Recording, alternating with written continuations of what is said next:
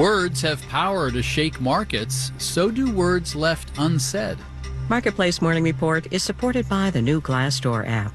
Professionals can now join real, anonymous conversations within their company, industry, and communities and get answers about careers on Glassdoor. And by C3 AI. C3 Generative AI provides ChatGPT enterprise search that is verifiable, secure, and accurate across all enterprise data. C3.ai. This is Enterprise AI. I'm David Brancaccio in New York. First, negotiations between the delivery company UPS and the Teamsters Union are set to restart today. They're trying to hammer out a new 5-year agreement and avert a strike at the end of this month. The end of the month is quite soon. Marketplace's Nancy Marshall-Genzer has details. The Teamsters represent more than 300,000 UPS employees, package handlers, loaders, drivers. Negotiators have already made some progress. UPS has agreed to install air conditioning in delivery trucks. It's also going to eliminate a 2-tiered pay structure for drivers, and it'll get rid of forced overtime on scheduled days off. The two sides are still at odds over how much part-time workers make. If these issues can't be resolved before the union contract expires July 31st, the Teamsters say they'll go on strike. At the same time, FedEx pilots have rejected a tentative agreement. They're expected to reopen negotiations with FedEx, probably under the supervision of the National Mediation Board. I'm Nancy Marshall-Genzer for Marketplace. Now to the power of words to move markets and an economy. Leaders in China are signaling they won't crack down as heavily on that country's real estate firms, which are dangerously in debt. The signal wasn't actually words, but words that are now missing. Here's the oft-repeated official phrase in China that was not repeated. Ready? Homes are for living in, not speculation. The absence of that phrase was enough to send two indexes of Chinese property shares skyrocketing 12% and 7% today. Marketplace's Nova Safo explains why. China's government has been trying to right the ship in its property sector since August 2020. That's when it introduced its so-called 3 red lines policy and that infamous speculation phrase. The crux of the policy was limiting the wild borrowing undertaken by property developers, but that meant they were unable to finish construction of many apartment buildings. Some buyers even staged a mortgage boycott. And China Evergrande Group, a developer with hundreds of millions of dollars in debt, defaulted. Many others defaulted too. Now, China's leaders are dropping the speculation phrase and say it's time to adapt. The last time they changed tone like this, they slowly got rid of their tough COVID restrictions. Investors are hoping the same will be true for the property sector as well. I'm Nova Safo for Marketplace.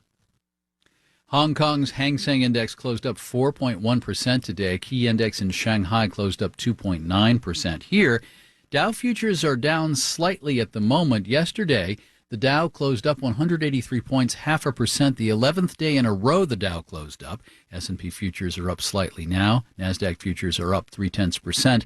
The Federal Reserve begins its 2-day meeting on interest rates today. Tomorrow, rates will go up by 0.25 of a percentage point to fight inflation. If they don't go up, unlikely, or if it's more than 0.25 of a point, unlikely, I'll call you.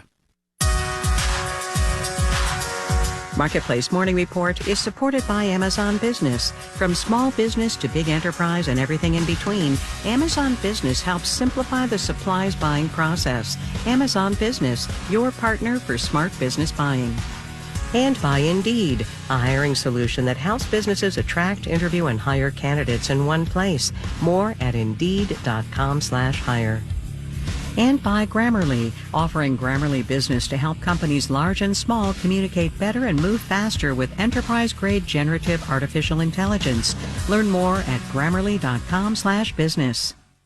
It's been nearly 6 years since Hurricane Harvey flooded the Houston region. The water caused an enormous $150 billion in damage.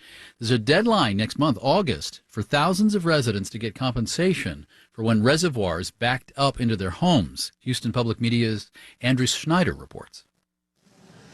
Maria Perez and Lisa Johnson bought their house in Northwest Houston 9 years ago, not long after they married. Their home was actually within the boundary of the attic's reservoir. Perez says they didn't really think about what that meant.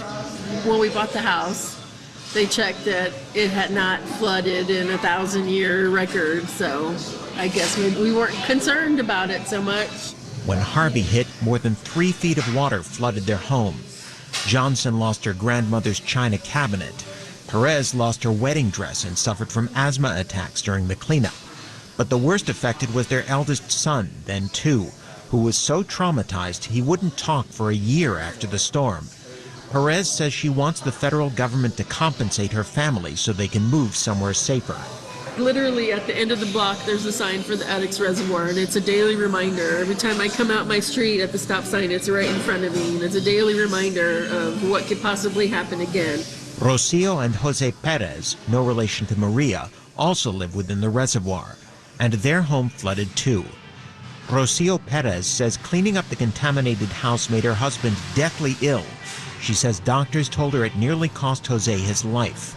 They told him that he was going to die because he had E. coli and it had got all in his organs, in his system. The two couples joined a lawsuit against the U.S. Army Corps of Engineers.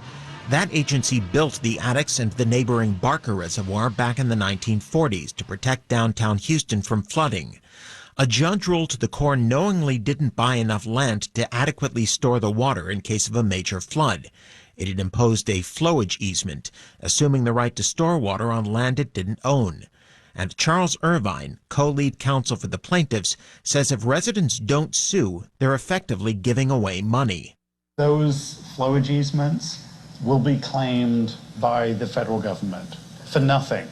The judge ruled residents are entitled to compensation, but they must file claims individually. Irvine says the deadline is August 28th, 6 years after Harvey. People in the upstream area who do not file will lose their right forever. Of the estimated 10,000 to 12,000 property owners flooded within the reservoirs, fewer than half have filed claims to date. Meanwhile, the federal government is appealing the judge's ruling. The U.S. Department of Justice declined to comment for this story, citing the active litigation. In Houston, I'm Andrew Schneider for Marketplace. August 28th. Our producers are James Graham, Ollie Dalbert-Hansen, Ariana Rosas, Alex Schroeder, and Erica Soderstrom. Our senior producer is Meredith Garrettson-Morby. I'm David Brancaccio. From APM, American Public Media.